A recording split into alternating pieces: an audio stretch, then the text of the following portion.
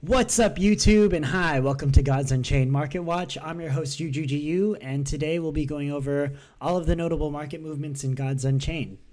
So, hope everyone had a great weekend so far. I know I did.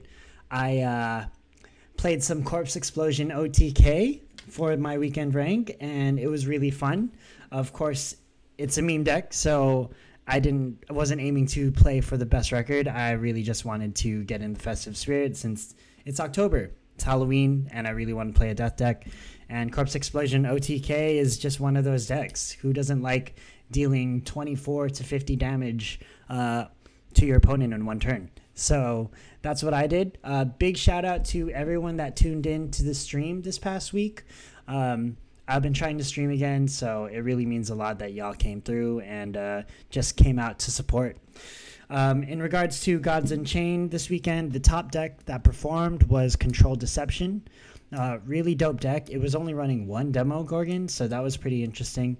In terms of this weekend in esports, we also had a really big esports tournament. Shout out to Aqua for hosting that and Community Gaming for also hosting it. There was a little bit of drama in regards to how the tournament was handled, but maybe the other content creators will cover that in other videos. Anyways, with that being said, let's go ahead and tune into our Market Watch cards. So first up, this was an interesting one. We had Avatar of Death. This is your 6 mana 6/6. This creature gets 1 strength for each point of damage your god takes. Afterlife deals 6 damage to a random enemy creature. The stats are pretty interesting because it's 6/6. Obviously, it's a death card. So, what I think about this card,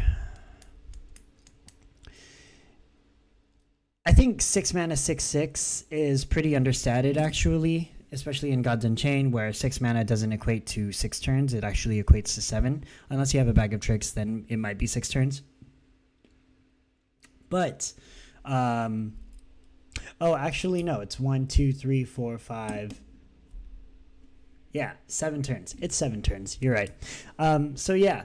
Its Afterlife is interesting. Deal 6 damage to a random enemy creature. It's single target removal and not AoE. In terms of 6 drops for a death deck, I think the better 6 drop is going to be Neferu. The 6 mana 3/5 that deals 3 damage to each character. And then when it dies, if you have less than 15 health, you get to bring that card back to your hand. But this card could serve a purpose. Maybe if you're running into a metagame where you're running into a lot of big creatures and, you need something to take that out as spot removal, this could be a card. Although Reap is also a card in the death class. This card can get buffed pretty fast in a god domain like Death. However, I wish instead of buffing strength, it would buff health because that would make it a lot more durable. Anyways, we did see an interesting buyout happen. 23 copies were bought at an average price of $52.22 each. So it's either someone knows something we don't know, or they really think the card is going to be really good. I mean, hey, it's a Genesis set legendary, which means it's not a bad investment for sure. I think Genesis cards are at least worthwhile, possibly decent. It's a Genesis set legendary at least, so definitely. It's also an Avatar card, so if anyone's collecting the Avatars, this could possibly be something worth collecting. But anyways, now the cheapest you can find it at is $82.51, which equates to 0.06 ETH. That's pretty wild, in my opinion. I can't believe someone bought 23 copies of this, but maybe they have cash to blow. We don't know. Moving on, we have Mass Raise. This one was an interesting spike. We have a 4 mana Mass Raise. It's a 4 mana spell. Summon 3 1/1 zombies. If you're frenzied, summon 5 instead. Cheapest you can find this card right now is 7 cents. It spiked over to 12. There was a massive buyout that happened on October 4th where 163 copies were bought. So what do I think about this card? Actually, I think Infestation is a better card, especially if you're trying to use a swarm card in conjunction with Corpse Explosion. However, if you're not trying to use this in conjunction with Corpse Explosion, then it's a decent card for zombie decks for sure. I think Outnumber the Living might be more efficient in terms of mana, and especially if you're trying to summon the Frenzied effect, or especially if you're trying to use the Frenzied effect, like Outnumber the Living is a better Frenzied effect in my opinion. However, what makes this card a little less situational than Outnumber the Living is that it's not dependent on how many spells or how many creatures your opponent has. This card just summons 5 zombies regardless, right? So with a Corpse Explosion OTK deck, this could definitely do 15 damage, 20 damage with Skull Scepter. But yeah, anyways, I think this is a good card. I want to say that Infestation is better most situations, and then I just personally think it's outclassed by other cards. But regardless, the buyout happened. We see a little bit of resistance happening at the 8 cent mark. There are 27 copies being sold at 8 cents, so that's pretty wild to me. Cool. Next up to our deception cards, we have Ring of the Siren. This card is the 3-mana relic, 0 strength, 4 durability, with the ability, give order 1 to a creature and remove 1 durability from this relic. Cheapest you could find this card right now is 13 cents, and it spiked all the way to 16 cents. Volume's been pretty decent. It just recently spiked, though. So what do I think about this card? I actually like this card in order decks, strictly because of the amount of durability it has, and the fact that giving order 1 to a order creature in order decks is pretty good. You basically just give it not even one full turn, it's half a turn to proc an order effect, and then it procs on your turn again. So that's pretty cool. In terms of its durability, it's at 4 durability, which vastly outpaces the other like anti-relic cards. So like Iron Tooth Goblin, Bronze Servant, even the I forgot what it's called, the Trapper, the 1-mana Trapper that you can find in the Sanctum. Anyways, the only thing that could really kill it is the Counterfeit or just hard removal cards. But yeah, I think this is a pretty good card, and it's probably a must include in order decks. Next up, for our light cards, we have Blessing of Light. This is your 2-mana spell, gain 5 favor. If you have a relic equipped, it gains at the end of your turn, gain 5 favor. Wow, talking is hard today. Anyways, we do see a spike in activity happen right here around September 30th, which is way past a week. I can't believe I missed this. But anyways, we do see it hovering around the 150 mark. The cheapest you could find this card is at $1.47. It's a trial card, and it's common, so there's a lot of it going around. What do I think of this card as a whole? I actually don't like it. 2-mana spell. I tend to not like favor cards just because in order for a favor card to be worth it, it has to be worth 12 to 17 favor, which is the amount that you need to buy a card in the Sanctum, right? So this card isn't really 12 favor. It's 5 favor immediately, and then situationally, because you need a relic equipped. Yeah. But, I mean, if your opponent doesn't have any relic removal, which your opponent realistically most decks in the metagame won't run more than one piece of relic removal, then this card can net you a lot of favor, so I could totally see its use. If there's a light deck that runs, I don't know, this card and other favor gaining cards to do something crazy with any favor win condition, like this could possibly be a thing. However, I don't see this being meta relevant anytime soon. Next up, we have Line in the Sand. This is your 5-mana spell. Give each enemy creature can attack gods for 1 turn. I personally love this card. It's a soft lock. However, 5 mana is so expensive. In terms of why it's spiking, I believe it's because of the Cosmic Shift event. If you follow the Gods Unchained Twitter, they released a hint about one of the cards they're going to buy next, and it literally talks about this card. It's basically 2 champions drawing a line in the sand. That's the card that they're going to buy next, and this is definitely that card because, hey, you have 2 champions, Lysander and Neferu, and you have a line in the sand. The card's name is Line in the Sand. So we do see a spike in price. 24 cents is the cheapest you can find this at right now, and wow, it jumped all the way from 6 cents. About 125 to 82 copies were bought out, and right now for Gods, they're going for about 29 cents. So that's pretty interesting. Yeah, I liked this card when it was cheaper. The fact that it's 5 mana means you're most likely going to take a turn to stall as well, so you won't be developing your board with it. If it was cheaper or later in the game, you could probably play this card and play another card. That would be fine. I could totally see this in an OTK deck if Light had any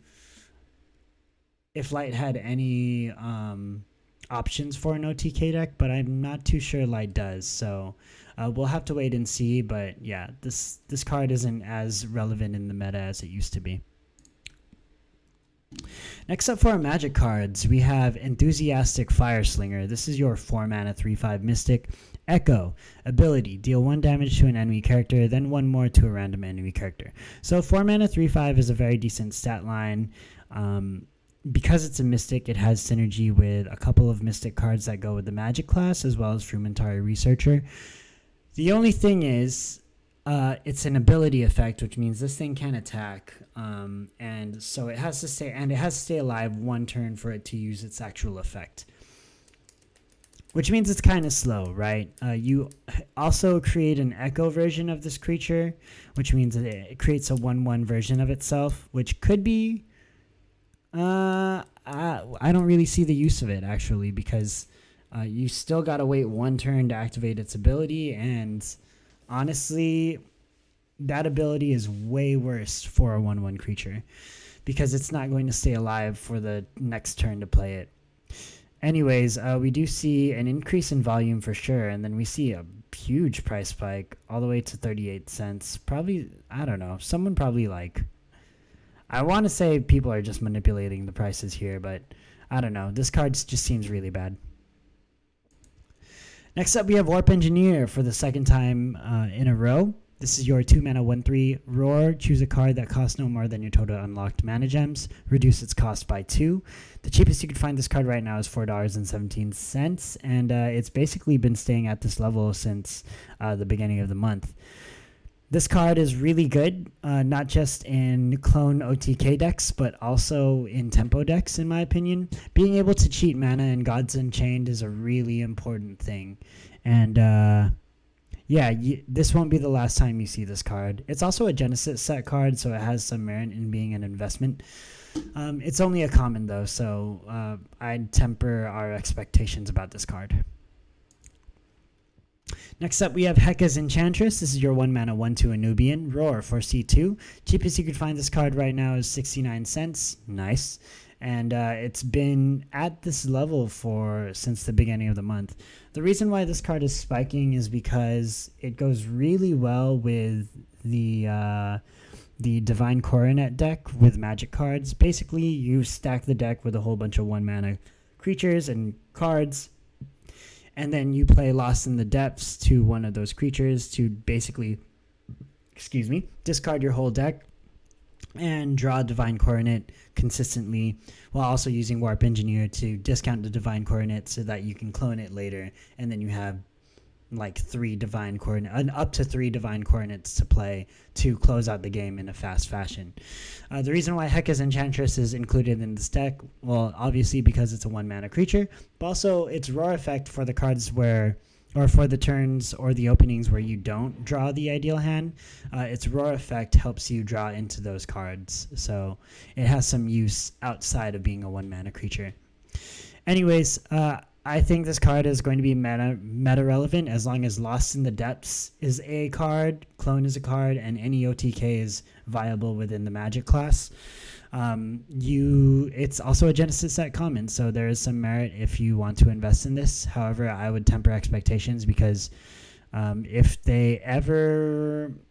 anything changes within the Magic domain, and they don't allow OTKs, which TCGs have done in the past, then I would definitely be cautious about investing in this card. Next up, we have Immaterialize. This is your 3-mana spell. Divide the strength, health, and mana cost of a friendly creature in half, rounding up. Add a copy of it to your hand. Oh, it's rounding. Oh, okay, it's rounding up. That's nice. So we do see a price spike right here. What do I think about this card? So this card played a really big, or was really good in Dralamar decks, in my opinion. I still think this card is still good and has some merits for certain OTKs. If anything, like you play this on a creature where you want to copy, like an Archimea or a Runic Familiar, where you're not really playing the card for its stats, you're actually playing it for its effect. And you can do some pretty busted things. Like you can also play this on a Merlin, for example, discount your entire hand. Granted, it's below your mana cost or the unlocked mana gems you have, and you get to discount it twice, and that's pretty powerful. So there's some combos for this card for sure. Magic has a lot of combos. Definitely, if you like playing OTK decks, you're playing some sort of Magic. Anyways, the cheapest you could find this card right now is 6 cents, and it spiked all the way to 40 on October 2nd, so that's pretty crazy. And last card for our Magic domain is going to be Shadow Slash. This is your 4-mana spell. Pick one, deal 4 damage to a creature, or deal 4 damage to your opponent and look at the top 4 cards of their deck. So this card is pretty versatile, in my opinion. Yes, you get to deal 4 damage, so it has merit in like any burn strategies, but also you get to use this as spot removal for creatures, but also you get to use this to foresee your opponent's next turns. Maybe you're setting up for a 2 to 3 turn lethal and you need to know what your opponent is drawing in between those turns, so that can be useful. We do see a huge drop off after October 6th in activity. The last time it was bought was today for 47 cents. The cheapest you can find this card right now is 48 cents. What do I think about this card? It has some uses in burn strategies for sure. I actually played around with it when I was running Magic Freeze Burn. Don't ask me what that deck was. But anyways, I like it. I think it's a very versatile burn option, so I do see the merit in buying at least a playset of this.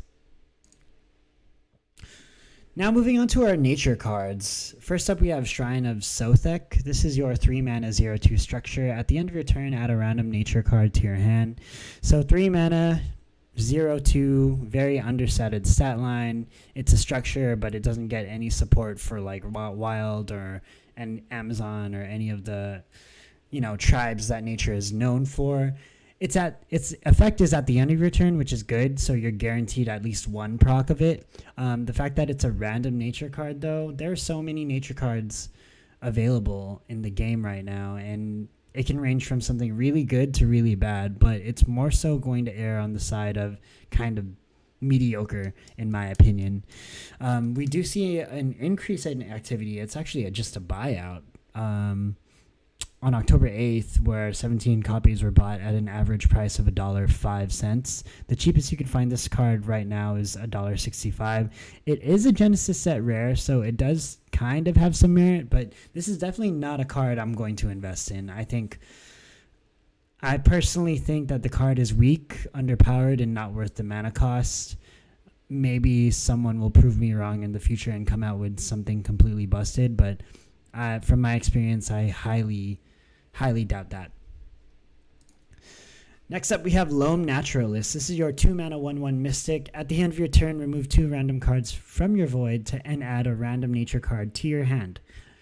2-mana 1/1, pretty weak. It's a Mystic, so it synergizes with Mystic support, but when are you ever running mystics in the nature class. Anyways, at the end of your turn, effect means that you get to proc it at least, but it's very conditional because you need to remove 2 random cards from your void, right? So you need to have 2 cards from your void to at least play it. You're most likely not playing this on turn 2, so this is like I'm gonna play this late game and hope I get a broken card and hopefully that card will win me the game kind of thing. And that's not something I'd want to play if I want to win games. Like, I'd probably want to play, I don't know, name any late game strong minion from the wild class. I'd probably want to play that, or a Polyhymnia or something like that. Anyways, we do see a buyout. 15 copies were bought at an average price of 96 cents. Yeah, the cheapest you can find this right now is $1.23. Expect that to go lower because no one's really going to buy this card, I think. I mean, judging from the volume too, like, you're barely averaging 1 buy a day for a 70-cent card. No thank you. Cool, I'm so mean sometimes, y'all. I swear, I'm not that mean.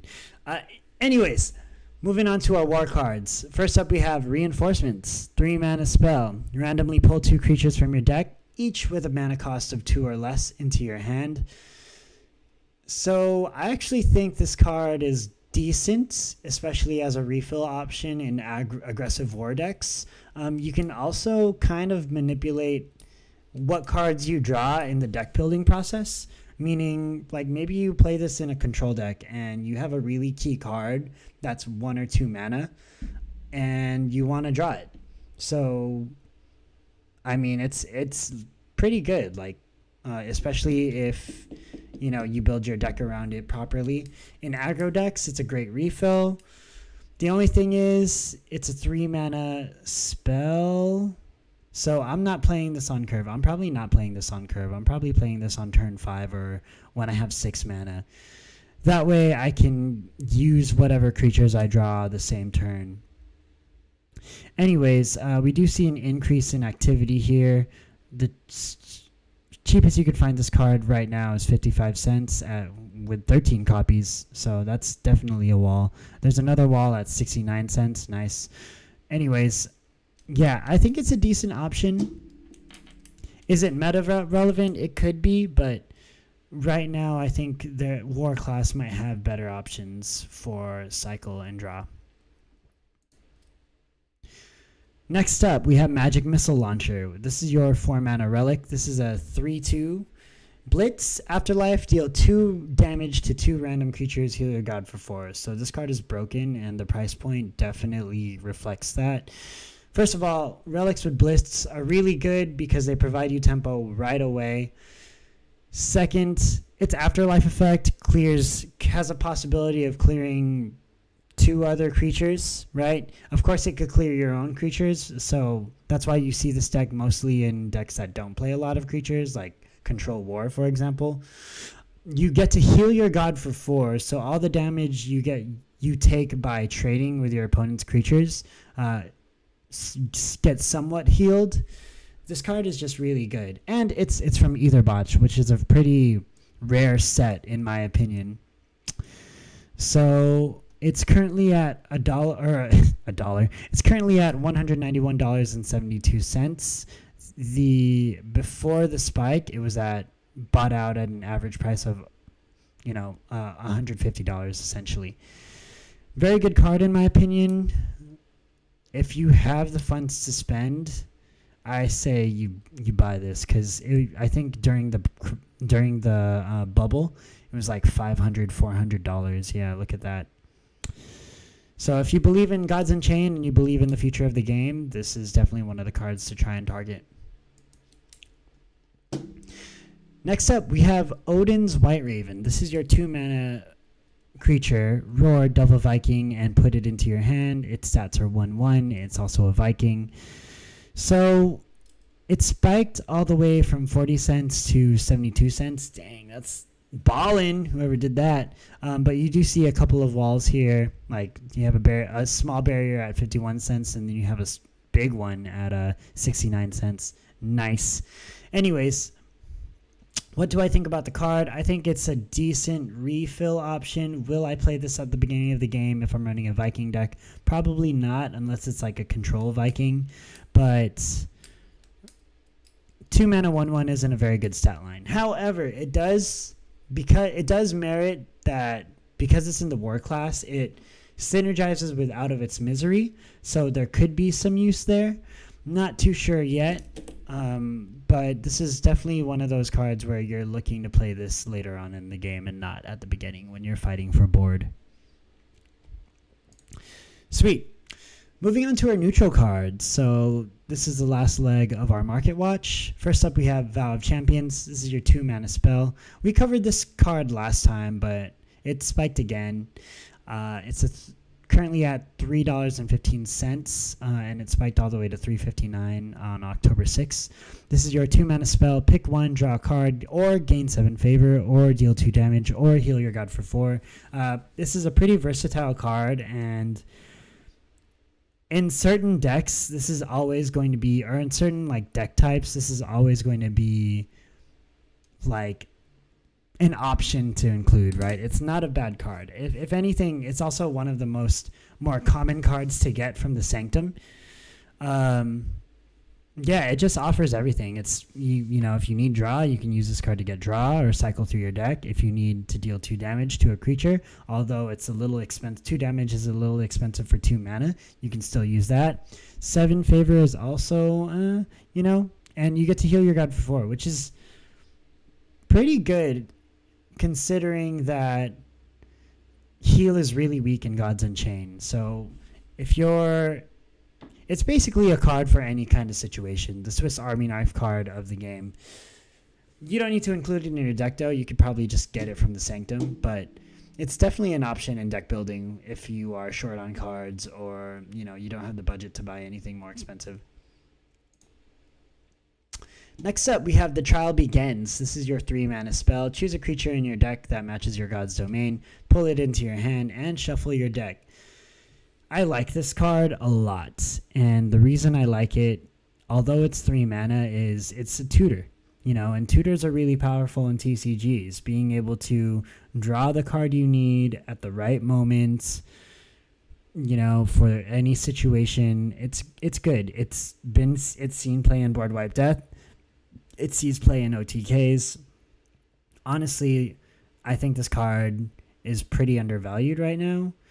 But, I mean, there's so many of it. It's a trial. It comes from the trial set, and it's also common, so there are a lot of copies in the marketplace or circulating right now.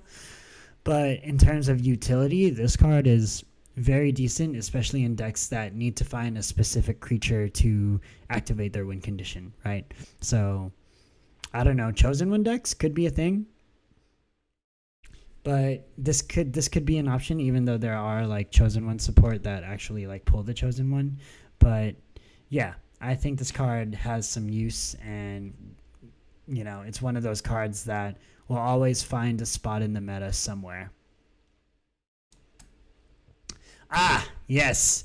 Next up, we have Inflator. This is your 4 mana 4/4 Mystic ability. Give 2/2 to a friendly creature. So if this wasn't an ability, if it was like an end of turn effect, this card would be freaking awesome. It'd be a 4 mana 6/6. But because you have to wait a turn, and because your opponent has a chance to act before you can activate its effect, this card is significantly worse. Cheapest you can find this card right now is 14 cents, but goddamn, 192 copies were bought at an average price of 89 cents on October 2nd. That's a lot. It makes me seem like someone's just manipulating the price or something along those lines. But anyways, yeah, that's my only gripe about this card. I wish it, instead of an ability, I wish it was an end of turn effect, because that would make this card very, very playable.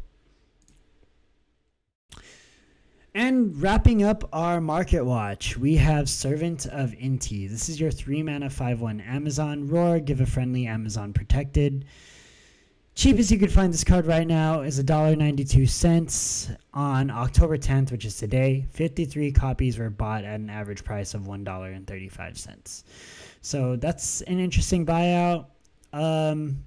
Giving a friendly Amazon Protected is really nice. The fact that it has 5 strength as a 3 mana is nice. However, it has 1 health, so it's very vulnerable to not even like things your opponent draws. It's like it's vulnerable to most god powers. So, I mean, of course, you can definitely test it out in Amazon decks.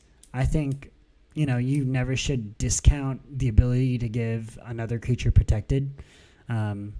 But in terms of if I would invest in this card, probably not. All right, y'all. And that wraps up our Market Watch.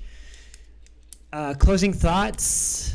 We haven't really seen any crazy market movements yet. The only thing that's really been like moving everything has been the cosmic shifts, with the random buyouts here and there. I think currently for Gods Unchained, in terms of like how the market is going, we are definitely in a dip. But this is perfect time to buy really useful cards. Like any Genesis set card that might be a staple in future sets definitely would be, I think, would be an interesting investment for sure. In terms of where I see the metagame going right now,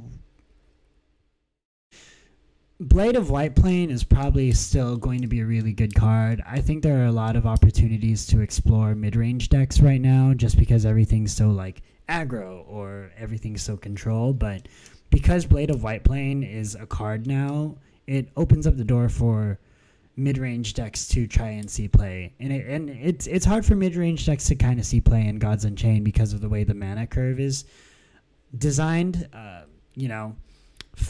Turn 5, up to turn 5, you get 1 mana lock per turn, but any card after that, any turn after that, it's kind of like skewed. Anyways, I hope you enjoyed this Market Watch. If you enjoyed the video, please like it, share it with people. I'm not one to share my own videos. I think it's doing too much, But in terms of like, if you like the channel, please subscribe.